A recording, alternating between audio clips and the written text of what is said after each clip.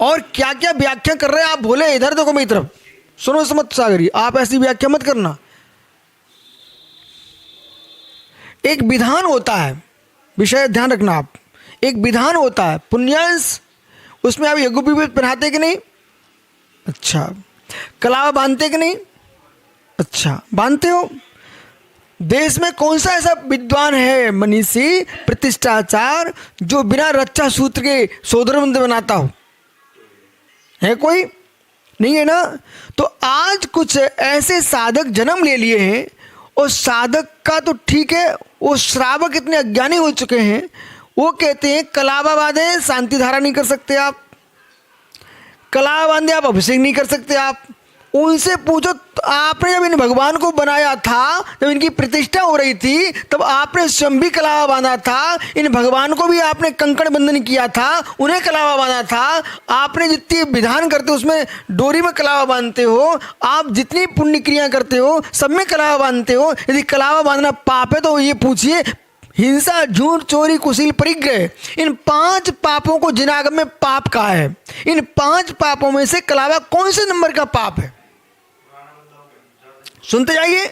आपके लिए, आप इतने विवेकहीन विद्वान बन चुके हो, शुद्धि का हल्ला करके जब तुम स्नान करने गए थे उस कलावे को धो लेते ना, और शुद्धि के नाम पर तुम जनेऊ उतरवा के फेंकवा रहे हो। ये मायाचारी करके क्यों आप क्रिया का नाश कर रहे हो? आपको बोलना चाहिए, अब स्नान करने जाते हो तो उस जनेऊ को भी आप शुद्धि कीजिए। तो शुद्धि का बोध कराइए, ना कि क्रिया का नाश कराइए।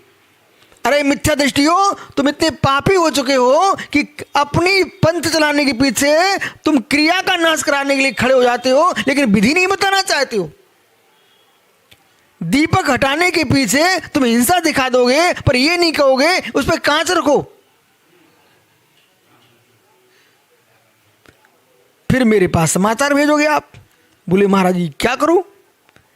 इसलिए 5 पाप में कलावा कोई पाप नहीं है आपके लिए, वह रक्षा सूत्र मंत्र है। वो आपके जितने मुनिराज जो निषेध कर रहे हैं, जितने श्रावक निषेध कर रहे हैं, इन लोगों ने विधान में खड़े होते तो कलावा बनवाते हैं। ठीक है। अब प्रश्न ये ना, आपको उस कलावा बांध के आए हो तो आपको किसी कलावा से द्वेष है कि शुद्धि का प्रयोजन है? प्रेम से बोलो बेटा, तुम कलावा बांधे हो, पहले इसको धो लो, गीला करो, ठीक है, इसके उपरांत फिर तुम कपड़ा बदलो। ऐसी विधि पूर्वक काम करो, विधि बताइए निषेध करके। अब अगला प्रश्न ये ना कि आप कितना धर्म को आडंबर बना रहे हो। जब तक बोली नहीं लगाओगे तब तुम शांति धारा नहीं कर सकते हो, नहीं तो पाप पड़ेगा। ये कौन सा पाप पड़ेगा? कौन से नंबर का पाप है? ठीक है ना। लेकिन पाप का हुआ बना करके एक साधु है, वो हर जगह श्राप देता है, बोले तुम्हारा नाश हो जाएगा। मैंने कहा नाश मेरा कर जाओ, मैं बैठा हूं। तो भाई ऐसे नाश नहीं होता है। लोगों को सिद्धांत का ज्ञान होना चाहिए। अपघात परघात नामकर्म की प्रकृतियां हैं, ठीक है, ये होंगी तो काम होगा, यदि नहीं है तो तोप का गोला भी कुछ नहीं कर पाएगा। इतना निडर होना चाहिए। इसलिए इनको समझाओ, विवेक रखो। ये पाप का आडंबर नाम फैला करके, जबकि तुम उसको अभिषेक को पूजा को रोक रहे, ये पाप है, विघ्न कर रहे हो तुम। ठीक है। भारत देश धर्मनिरपेक्ष स्वतंत्र है। श्री जी लाओ, प्रतिष्ठा कराओ, गृह चैत्यालय बनाओ, अब रखो तुम मंदिर के बावजू। अपने आप मंदिर में जाना बंद, अपने आप तुम हाथ जोड़ोगे, कहोगे भैया आने लग जाओ। तो हो ये रहा ना, पैसे के पीछे तुम दौड़ रहे हो, पैसे के पीछे दौड़ रहे हो, पैसा करेगा क्या? धर्म के आगे आडंबर नहीं फैलाना चाहिए। सुनिए ध्यान से, आपसे भी कह रहे पुण्यांश, इस प्रकार के बेटा अपनी प्रतिष्ठा में वो मत करना कि ये श्री पर रख दो, इतनी श्री मिल जाए, ये कर लो, इन झंझोटों में नहीं पड़ना। सीधी सीधी क्रिया कराओ और जीव से कहो साता असाता के उधर से पुण्य पाप से सुख दुख मिलता है, और आपके लिए पुण्य क्रिया करोगे तो साता का उदय आएगा तो काम बनेगा। लेकिन हमारे श्री बल से कुछ नहीं होगा, तुम्हारे भाव की विशुद्धि होगी तो काम बनेगा। ठीक है। अन्यथा इतने आडंबर फैल चुके हैं कि तुमने फिर से भगवान का स्पर्श कर लिया तो पाप लग जाएगा। अरे ये पाप का भय दिखा करके लोगों ने, मालूम है आपको, पाप का भय दिखा करके लोगों ने जीवों की बलि दिए। पाप का भय दिखाकर जीवों की बलि दिए। तो आप भी पाप का भय दिखा करके लोगों की विशुद्धि की बलि दे रहे हो।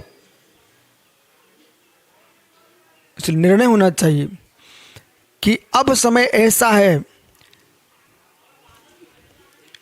बाल्य पाप पुण्य की परिभाषा सीखिए पहले। जो आत्मा को पवित्र करे उसका नाम पुण्य है, जो आत्मा को पुण्य से रक्षा करे उसका नाम पाप है। पुनाति आत्मति पुण्यम, जिससे आत्मा पवित्र उसका नाम पुण्य है, सर्वास्थिति में लिखा है। और जिससे आत्मा की पापों से रक्षा उसका नाम पुण्य है। जिसके आत्मा के पुण्य से रक्षा हो उसका नाम पाप है।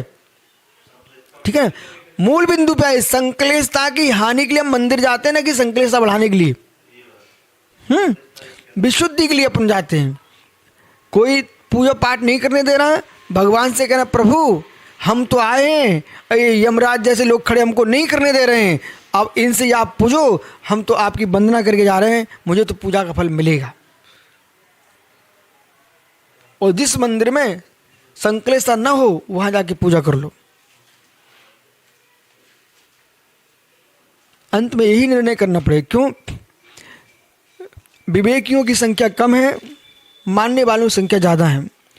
अब वो समाज को कुछ दिन बाद निर्णय करना पड़ेगा कि बाबा वाक्यम प्रणाम पर नहीं चलना पड़ेगा, आगम पढ़ना पड़ेगा, आगम सीखना पड़ेगा, वो आगम के अनुसार निर्णय करना पड़ेगा। क्योंकि हर साधक आएगा अपने अनुसार वो सिद्धांत बनाएगा। जैन समाज बेचारी पिस जाएगी, किस किस को मानेगी? आज हमारे अपनी बात करेंगे, माता जी अपनी बात करेंगे, दूसरे महाराज करेंगे, आखिर में समाज क्या करेगी? तब वो समाज को अपने हिसाब से निर्णय कर बोले गुरु जी आप उपदेश करो धर्म का, आहारचर्या करो और आप आगे जो होता है वो काम करो, विहार करो, लेकिन हमारे समाज की एकता हम अपने अनुसार चलेंगे। समाज को एक होना पड़ेगा, समय ऐसा आ चुका है। क्योंकि साधु जब तक साधु थे तब तो उनकी बात मानी जाती है। और साधुपना छोड़ करके मेरे अनुसार अध्यक्ष बनेगा, मेरे अनुसार मंत्री बनेगा, मेरे अनुसार समाज चलेगी, तो उसमें समाज को फिर निर्णय करना पड़ेगा आप हमारे झमेलों में मत पड़ो, हमारी अखंडता को रहने दो, आप तो आहार करो विहार करो, आहार करो विहार करो।